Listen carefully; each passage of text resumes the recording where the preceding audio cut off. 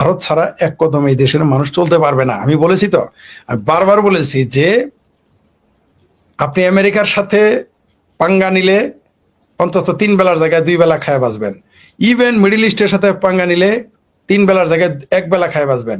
কিন্তু ভারতের সাথে পাঙ্গা নিলে না খেয়ে মারা যাবেন, কোনোদিনই টিকতে পারবেন না। যতই কিছু বুদ্ধিজীবী, কিছু সিংকুবাম, কিছু ফাত্রা বুদ্ধিজীবী সাংবাদিকেরা বয়ানবাজি করে যে চাইনার সাথে করিডোর হয়ে গেলে আমাদের আর সমস্যা নাই, চায়না থেকে খাদ্য আনবেন? চায়না নিজেই তো, চায়নাতে আপনি কি রপ্তানি করবেন? চায়না দিয়ে আপনার চলবে? চায়না থেকে চাল আনবেন? চায়না থেকে ডাল আনবেন? আনেন, দেখি আমরা তো। চায়না দিয়েই যদি, চায়নার করিডোর যদি একটা দেশ চলতো, তাহলে পাকিস্তান ভিখারির রাস্তা, ভিখারিস্তানে পরিণত হলো কেন? পাকিস্তানের সাথে পৃথিবীতে সবচেয়ে ভালো সম্পর্ক যে রাষ্ট্রের সাথে চায়নার, সেটা হচ্ছে পাকিস্তান। তো আমরা দেখলাম চায়নার সাথে যার গাইঠা পিরিতি হয় সে ভিখারিস্তানে পরিণত হয়, ইতিহাস বলে। আমরা দেখেছি আমেরিকার সাথে যার গাইঠা পিরিতি হয় সেই দেশটা ধ্বংস হয়ে যায়, আমরা দেখেছি। তো বরং ভারতের সাথে যারা থাকে, এই তালেবানেরা, এই আফগানিরা, যাদের সারা পৃথিবী তাদের স্বীকৃতি দেয় না, এমনকি সরাসরি ভারতের স্বীকৃতি দেয় নাই, ভারতের সাপোর্টে তাদের খেলাধুলা, খাদ্য, রাজনীতি সব ঠিক আছে। বরং ভারতের সাথে থাকলে দেখা যায়, এটা জাতীয় স্বার্থের প্রশ্ন বলতেছি, অস্তিত্বের প্রশ্নে। যারা মনে করে যে বাংলাদেশ পারমাণবিক বোমা বানাইলে আর কোনো সমস্যা নাই, তাহলে পাকিস্তানের তো 170টা পারমাণবিক বোমা আছে, ভিখারিস্তানে পরিণত হইল কেন? কারণ তার সাথে ভারতের সম্পর্ক নেই। আজকে যদি ভারতের সাথে বাণিজ্য সম্পর্ক থাকতো, পাকিস্তান ভিখারিস্তান হইতো না। ভারত কিন্তু এখানে গেম খেলে দিয়েছে। যেই দিন বাংলাদেশ এরকম করবে, পাকিস্তান তাও টিকে আছে। আমি আবার বলি, পাকিস্তান তাও টিকে আছে কোন রকম। কিন্তু যেই দিন ভারত বাংলাদেশকে তালাক দিবে, যেই দিন ভারত বলবে বাংলাদেশ বয়কট, সেই দিন কিন্তু এই বাংলাদেশে কোনো তারেক রহমান, কোনো শফিকুর রহমান, কোনো ভাবির পোলা। ফরিদ ভাই আমাদের ওই যে বলছিলাম যে ইন্ডিয়ান হাই কমিশন তাদের ভেরিফাইড পেজে একটা একটা ইয়ে দিয়েছে, পোস্ট করেছে। সেটা হলো আমাদের হোম মিনিস্টারের সাথে যখন ওনার বৈঠক হয় তারপরে দিয়েছে। এটা বলেছেন এইখানে আছে, কিন্তু আমাদের পররাষ্ট্রমন্ত্রীর সাথে বৈঠকের পর কি হয়েছে সে বিষয়ে কিন্তু আসলে গুরুত্বপূর্ণ এমন কোনো কিছুই পোস্ট করেনি। করেছে একটা, কিন্তু সেটা আসলে একদম সাদামাটা। কিন্তু স্বরাষ্ট্রমন্ত্রীর সাথে বৈঠকে যে লিখেছে, সেটা লিখেছে ঠিক এটা, আলোচনায় দ্বিপাক্ষিক সম্পর্ককে আরো এগিয়ে নিয়ে যাওয়ার উপর আলোকপাত করা হয় এবং দুই দেশের মধ্যে নিরাপত্তা সহযোগিতা সহ অভিন্ন আগ্রহের ক্ষেত্রগুলো নিয়ে আলোচনা করা হয়। জি, নিরাপত্তা সহযোগিতার কথাটা এখানে উঠে আসছে। নিরাপত্তা সহযোগিতা মানে কি? চীন থেকে দূরে থাকো, আমেরিকা থেকে দূরে থাকো, জঙ্গিবাদ থেকে দূরে থাকো, মাদ্রাসা থেকে দূরে থাকো, এটাই বুঝাইছে। এটার আমার ভাষায় বললাম আর কি, কূটনৈতিক ভাষায় তো এগুলো বলে না। আমি এখন যে ভাষায় কথা বললাম, এটা আমাকে যখন আপনি কোনো দায়িত্বে দিবেন, আপনি যখন কোনো পদে বসাবেন, আমি তো এই ভাষায় বলতে পারবো না। ডিপ্লোমেসি, এই দেশের মানুষের ডিপ্লোমেসি, শব্দগুলো চয়ন করা এদের জন্য কঠিন। আপনি দেখেন না আজকে সুম্মা শফিক কি বলছে, যে চুষতে আরাম লাগে, মানে দেখেন তার শব্দ চয়ন, মানে তাদের ভাষাটা দেখেন। চাকরির ক্ষেত্রে বলছে, মানে তারা শব্দ চয়ন করতে জানে না। তো এরা তো শব্দগত ত্রুটি বিচ্যুতি থেকে দূরে থাকবে।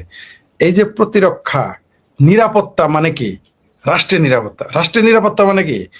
বাংলাদেশ তো সামরিকভাবে ভারতের জন্য হুমকি নয়, কারণ এই বাংলাদেশ সেনাবাহিনী বার্মার সাথেই পারে না।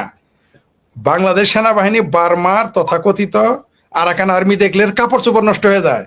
বাংলাদেশে এত মর্দে মুমিন সহ, বিজিবি সহ, আর্মি সহ, আমার ভাবির পোলারা, বিএনপি জামাত সকলের হলকম শুকে যায়। তারা এসে বাংলাদেশের সেনাবাহিনী ওদের পোশাক পরে, ওদের অস্ত্র নিয়ে বাংলাদেশে গান গায়, নাচে এবং জেলে, শত শত জেলে ধরে নিয়ে যায় এবং মুক্তিপণে বাংলাদেশ সরকার ছাড়াই আনে। সেটা ইউনুস সরকার হোক আর তারেক ভাইয়ার সরকার হোক, কিন্তু ওইখানে কিন্তু খাটে না। তাহলে সামরিকভাবে তো ভারতের সাথে পারবেন না। ভারতের সাথে বয়ানবাজিতে পারবেন, কারণ ভারত আপনার সাথে বয়ানবাজিতে যাবে না। কারণ হাতি কখনো শিয়ালের সাথে, ওই শব্দটা নিলাম না, এত নিচে নামাইলাম না, হাতি কখনো শিয়ালের হুক্কা ওয়া দেখে তার সাথে তর্কে যাবে না, সেজন্য ভারত যায় না। তা আপনি ওই সুযোগটা পেয়ে গেছেন। মানে বাংলাদেশের এই ভাবির পোলারা, বিএনপি জামাত, হেফাজত, চামড়া নাই পীর, তারপরে কিছু হাঁপানি রোগী, রিক্সাওয়ালা মিক্সাওয়ালা, মনে করছে যে কিছুই তো বলে না। বারবার আমি আপনাদের বলি যে ভারতের মতো একটা নিরীহ প্রতিবেশী রাষ্ট্র থাকার কারণে আমাদের রাষ্ট্রটা এখন ঠিক আছে। ভারত যদি বার্মার মতো হইতো, আমাদের এই দেশ কয়েক ভাগে ভাগ হয়ে যেত বহু আগেই। তো এখানে কি আলোচনা হয়েছে? সামরিক যেহেতু সেনাবাহিনী পারবে না, নৌবাহিনী পারবে না, সর্বোচ্চ 1 ঘন্টা টিকবে, সর্বোচ্চ 1 ঘন্টা, 2 ঘন্টা, 3 ঘন্টা, না 72 ঘন্টা টিকবে। কিন্তু মূল সমস্যা কোথায়? মূল সমস্যা হচ্ছে পাকিস্তানের আইএসআই ঘাঁটি যাতে বাংলাদেশে না হয়, তুরস্কের ঘাঁটি যাতে বাংলাদেশে না হয়, জঙ্গিবাদীদের ঘাঁটি যাতে বাংলাদেশে না হয়। ভারতের জন্য বাংলাদেশ যদি কোনো কারণে জঙ্গিবাদী রাষ্ট্রে পরিণত হয়ে যায় পাকিস্তানের মতো, তাহলে ভারতের জন্য ভয়াবহ বিপজ্জনক হয়ে দাঁড়াবে। কারণ ফ্যানাটিসিজম, ধর্মান্ধতা এবং জঙ্গিবাদ, এটা যে কোনো সামরিক বাহিনীকে আপনি হটাইতে পারবেন, জঙ্গিবাদকে আপনি হটাইতে পারবেন না, যেটা বাংলাদেশে অলরেডি 30 বছর 35 বছর যাবৎ পরিকল্পিতভাবে করে ফেলা হচ্ছে। আমি আওয়ামী লীগ ক্ষমতায় থাকে মানে 4-5 বছর আগে লিখেছি যে সোভিয়েত ইউনিয়নের মতো শক্তিশালী রাষ্ট্রকে ভাঙার পেছনে মুসলিম মৌলবাদীদেরকে, জঙ্গিদেরকে নিয়ে ব্যবহার করেছে। সেটা আফগানিস্তান থেকে শুরু হয়েছে, সোভিয়েত ইউনিয়ন ভেঙে গেছে। ভারতের জন্য সবচেয়ে বড় হুমকি বাংলাদেশের যারা মুক্তিযুদ্ধ বিরোধী শক্তি এবং মৌলবাদী জঙ্গিবাদী শক্তি, এটা ভারতের জন্য হুমকি, ভয়ঙ্কর হুমকি। বাংলাদেশ নেই যে জননেত্রী শেখ হাসিনাকে উচ্ছেদ করেছে কি শুধু তার দুর্নীতির কারণে, তার ভুলের কারণে? কোনো সন্দেহ নাই, তার রাজনৈতিক একটা দল 17 বছর ক্ষমতায় থাকলে ভুল ভ্রান্তি থাকবে, ত্রুটি বিচ্ছুতি থাকবেই। এই 4 মাসে আমার তারেক ভাইয়ার সরকার 4000 ভুল করছে। তো 17 বছর ছিল, তাদেরকে 17টি ভুল নাই, 117টিও থাকতেই পারে। কিন্তু এটার সাথে এটার পার্থক্যটা কি? অনেক পার্থক্য রয়েছে। আপনি দেখেন এইখানে জঙ্গিবাদকে, বাংলাদেশে মৌলবাদকে উস্কে দেওয়া হচ্ছে কেন? কোনো না কোনো দেশ, কয়েকটা দেশ বা একটি দেশ বা কোনো না কোনো দেশ বা কোনো না কোনো শক্তি গোষ্ঠী, তারা বাংলাদেশে ইসলামী জঙ্গিবাদকে আস্কারা দিচ্ছে কেন? বাংলাদেশটা বলির বাড়ি, ভারতের বিরুদ্ধে ব্যবহার করবে। শেখ হাসিনাকে উচ্ছেদ করছে এই বাংলাদেশে ভারত বিরোধী শক্তিকে প্রতিষ্ঠিত করার জন্য। এইখানে তো শেখ হাসিনাকে তার দুর্নীতির জন্য উচ্ছেদ করে নাই, এটা তো একটা ল্যাম এক্সকিউজ। সামনে এটা দেখাইতেছেন, এটা সামনে দেখানো হয়েছে, কিন্তু পর্দার আড়ালে কি করেছে?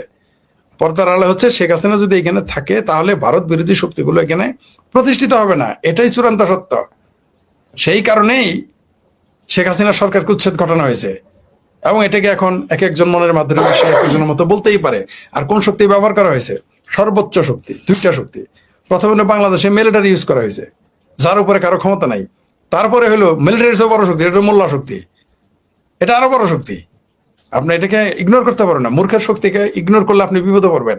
আওয়ামী লীগ, ভারত, এই দুই, আওয়ামী লীগের মতো একটি বড় দল এবং ভারত সরকার বাংলাদেশের এই মূর্খের শক্তিকে অবহেলা করেছে।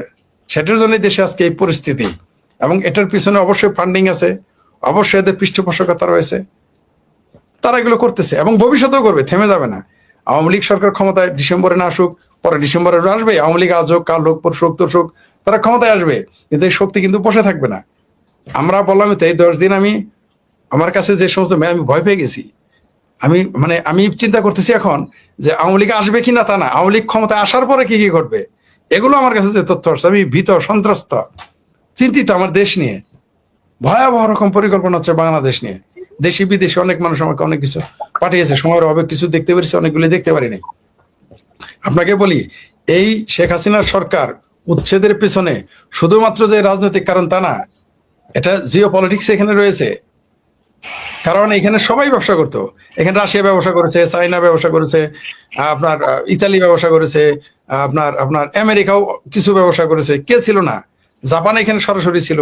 জাপান থাকলে তো আমেরিকার আপত্তি থাকার কথা না, তার বন্ধু রাষ্ট্র। কোনো আমার খেত তাড়িয়ে দিল কেউ, কিন্তু রাশেদ বাইরে নিল, আমি তো হ্যাপি থাকবো, আমি তো রাশেদ ভাই আছে, আমাদের দুইজনকে সরাই দিল, আপনাকে রাখলো, আমরা তো ভাববো আপনি আছেন। তা তো ঘটে নাই। এইখানে আমাদের বন্দর নিয়ে, যে বন্দর নিয়ে এত টানাটানি কেন, জলসীমা নিয়ে এত টানাটানি কেন? কারণ এই বাংলাদেশকে ঘিরে, কমপক্ষে এই আগামী 10 বছরে বাংলাদেশকে ঘিরেই পৃথিবীর অনেক দেশে যুদ্ধ পরিচালনা হবে। সেই কারণে শেখ হাসিনা সেখান থেকে হটানো হয়েছে। বরং আমি চিন্তা করতেছি আওয়ামী লীগ ক্ষমতায় আসলেও এই দেশ স্থিতিশীল হবে কিনা আমার যথেষ্ট সন্দেহ আছে। ধন্যবাদ।